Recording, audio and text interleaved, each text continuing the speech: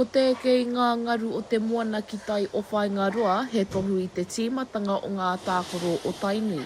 Ko te tohunga nei e whakaatu ana, me pēwhea te eke i ngā ngaru. If you've been away from the moana for a little while, you feel a little bit anxious, a little bit nervous.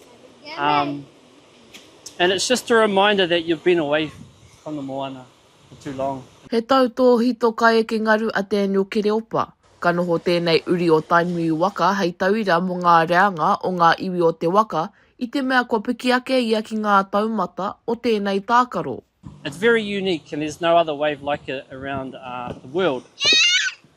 But we focus too much on the water because it's our maunga karioi that has made this wave.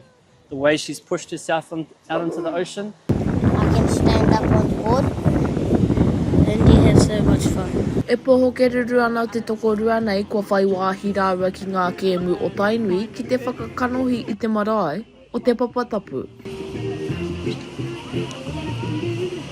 I do like surfing, but I can't do it all the time. Tēnei wā, e timata me te surfing. Eke ngaru.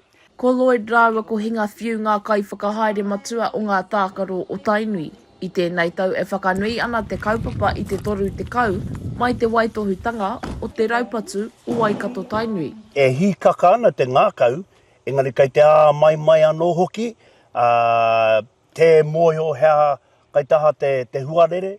I'm really excited to really have my kids out there. So I won't participate as an individual. I'll put my kids' names down for poihaki na marae.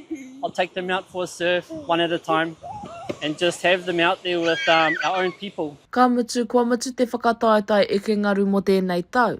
Hei te marama e tū mai nei, ka tu anō nge te hi whakataetai hā kina mo ngā kēmu o Tainui. Macie Kuki, Aukaha.